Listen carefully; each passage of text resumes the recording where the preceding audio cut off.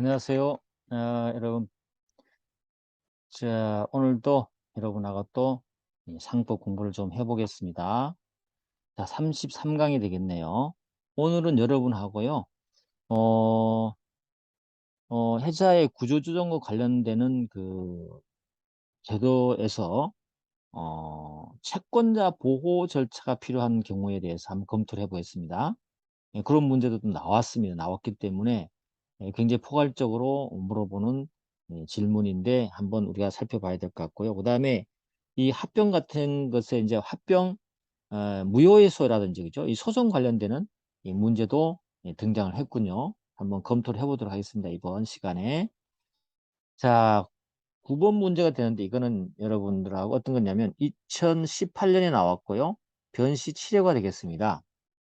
채권자 보호 절차가 필요하지 않은 경우에서 이 통합적으로 여러 제도를 함께 아는 걸 물어보는 겁니다. 자, 첫 번째 기억, 갑 한 명 회사와 을 한 명 회사가 합병하는 거. 딴 것 사실을 떠나서 합병할 때 우리가 채권자 보호 절차가 필요할까요? 필요합니다. 합병은 해버리면 예를 들면 이렇게 됩니다. 채권자 보호 절차. 합병하면 뭐 그게 뭐 채권자 보호 절차 필요합니까? 생각할 수 있죠. 이렇게 B와 합병을 한단 말이죠. 그래서 뭐 B가 남아있든 새로운 C를 설립을 하든 이런 과정을 거치잖아요. 그런데 왜 채권자 보호 절차가 필요하냐면 A 같은 경우는 흡수 합병되는 거죠. 흡수 합병되면 소멸됩니다. 그죠? 소멸됩니다. 소멸되는데 여기에 채권을 갖고 있던 갑 소멸돼서 이렇게 흡수된단 말이죠. 근데 중요한 건 뭐냐면 이 A가 존재했을 때는 상관없어요. A한테 계속 책임을 물으면 되니까. 그런데 B 회사에 또 채권자 을이 있을 거란 말이죠. 그럼 어때요? 흡수 합병되었을 때 살아서 존재하게 되는 이 B 회사가 있다 하더라도 갑은 어때요? B 회사에 물론 행사를 할 수 있을 겁니다. 그렇지만 이 B 회사의 재산에 대해서 누구와 을과 함께 그 재산의 담보에 대한 공유가 가능할 수 있겠죠. 그죠? 공동으로 어떤 행사를 할 수 있는 상황이 벌어지기 때문에 공유 관계가 될 수 있는 부분이 있잖아요. 그죠? 공유 관계 비슷하죠. 공유라기 하긴 좀 하지만 공동으로 담보력을 행사할 수 있는 부분이 있기 때문에 갑에게는 굉장히 중요합니다. 중요하기 때문에 채권자 보호 절차를 거쳐야 되는 거죠. 합병은. 그래서 합병은 반드시 채권자 보호 절차를 거쳐야 되는데 채권자 보호 절차 거치는 앞쪽에서 한번 말씀을 드렸죠. 이의가 있느냐 물어보고요. 공고하거나 이게 물어보고 알고 있는 채권자에도 다 따로 통지해서 물어보고 그렇겠죠? 그리고 그 1개월 이상 시간을 준 다음에 이의가 없으면 예, 그냥 승인한 걸로 봐주고 이의가 있으면 이렇게 채권자가 원하는 대로 그 담보력을 확보해 주면 되는 거죠. 변제를 하거나 그런 겁니다. 그래서 필요합니다. 합병의 결의가 있는 날부터 2주 내 회사 채권자에 대해서 합병의 이의가 있으면 일정한 기간 내에 이를 제출할 것을 공고하고 알고 있는 채권이 따로 채고해야 된다. 저기 다 봤죠? 봤습니다.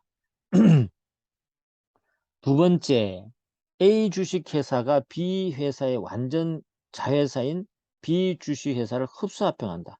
마찬가지예요. 흡수 합병하든 어떤 합병하든 합병하게 되면요.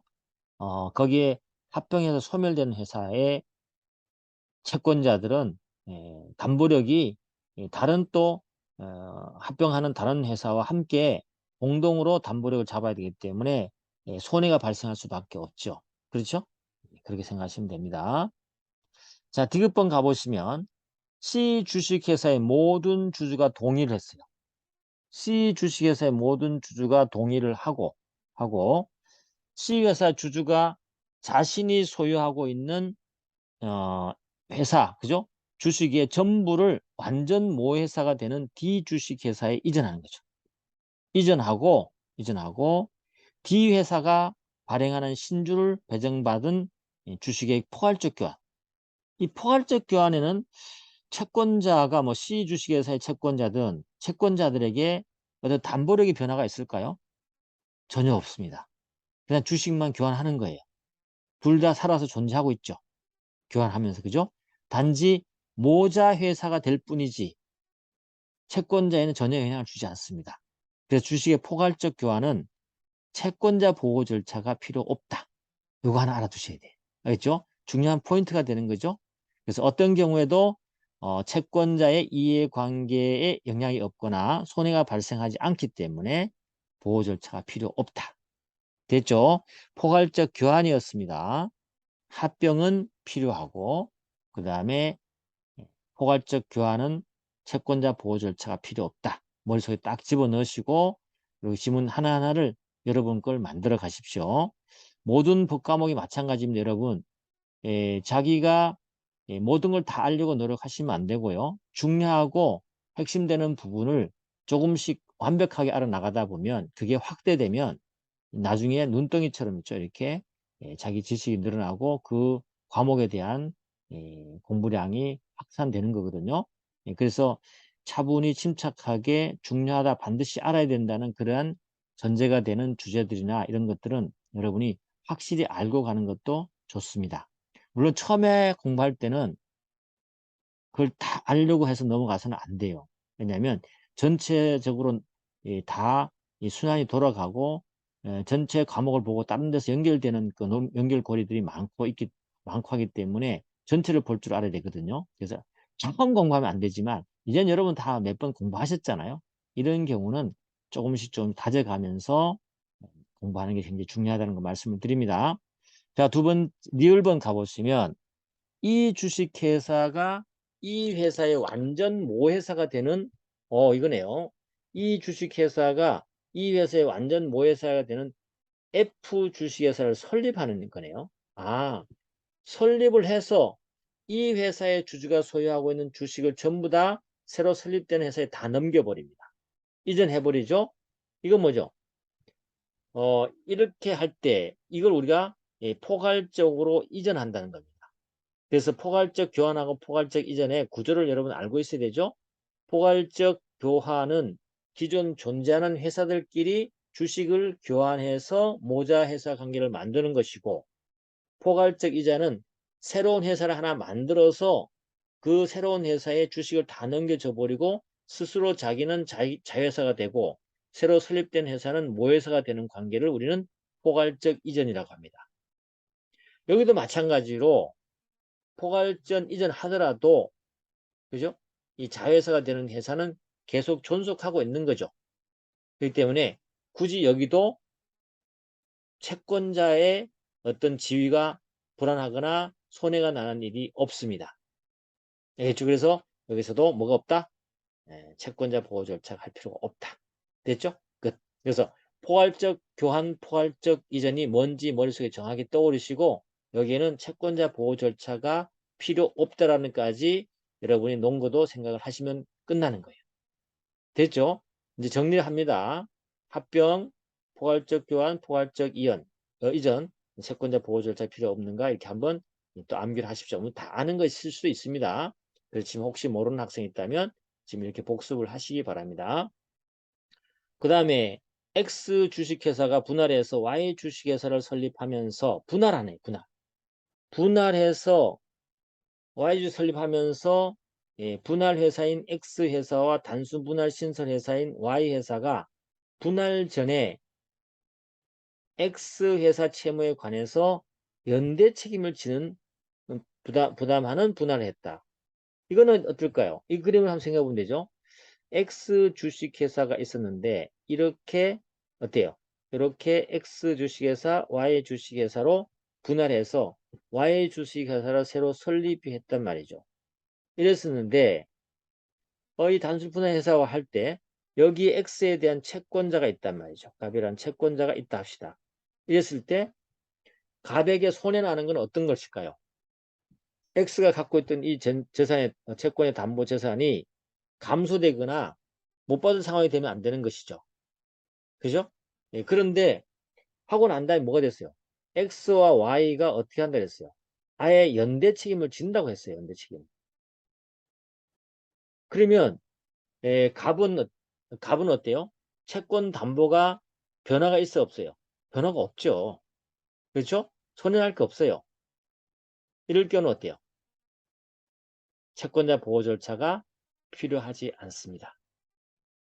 알겠죠? 채권자 보호 절차는 채권자의 피해를 갔을 때 한다 생각하시면 되는 거죠. 그래서 우리가 분할 관련해서 나중에 이제 아마 다음 시간이나 그 다음 시간에 거쳐서 회사 분할 관련해서 시험 문제가 몇 개 나와 있어요. 그래서 거기서 구체적으로 좀 검토를 해야 돼요. 왜냐하면 이 분할 부분이 연대 책임 관련해서 굉장히 좀 복잡하게 처음 하시는 분들 어렵게 느껴지시는 부분이 있기 때문에 한번 우리가 같이 검토를 해보겠습니다만은 미리 나왔기 때문에 좀 검토한다면 단순 분할에서는 분할 당사 회사는 연대 책임을 지죠. 요게 어떻게 보면 단순 분할입니다. 이게 단순 분할 할 때 그죠?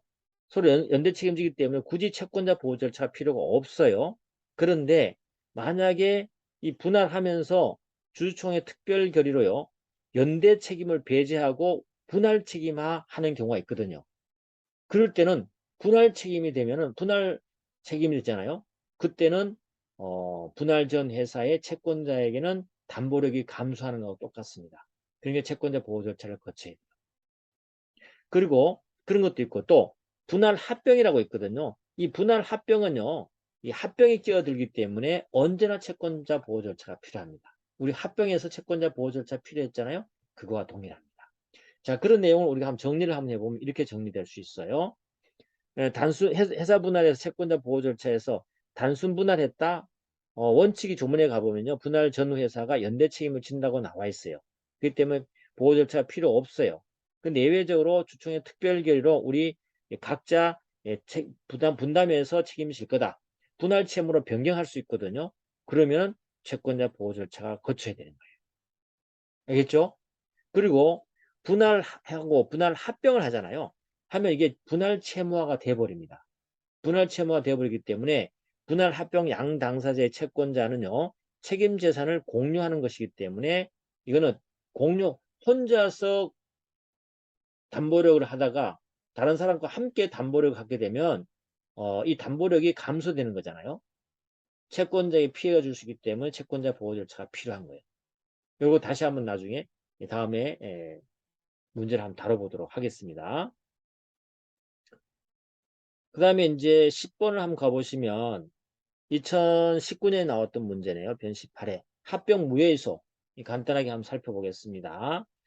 주주가 회사를 상대로 주총의 결의 부존재를 이유로 분할 합병의 무효의소를 제기했을 때 주주총회 자체가 있었다는 건 누가 주장해야 될까요? 당연히 회사가 해야 되죠. 회사가. 우리 정상적인 주총이 했다라고 증명책임 부담하고 그 결의가 잘못됐다. 결의가 부존재하다. 중대한 하자가 있다. 라는 것은 누가 입증해야 되겠어요? 분할 합병 무효의소를 제기하는 주주가 증명 책임을 진다. 이건 아주 쉽네요. 단순하게 판단하시면 될 것 같아요. 자, 그 다음에 2번 가보시면 법원이 분할 합병 무효의소를 재량기각할 수 있죠. 우리가 재량기각 그죠? 법원이 합병 무효의소가 들어온다 하더라도 재량으로 그걸 기각시켜 버릴 수 있어요. 회사를 유지시켜 줄 수 있단 말이죠. 근데 이 재량기각은 재량이기 때문에 법원에서 알아서 판단하는 것인데 이런 원칙을 갖고 있습니다. 원칙적으로 그 소제기 전이나 심리 중에 원인된 하자가 보완되어야 재량기각하는 게 원칙적으로 맞아요.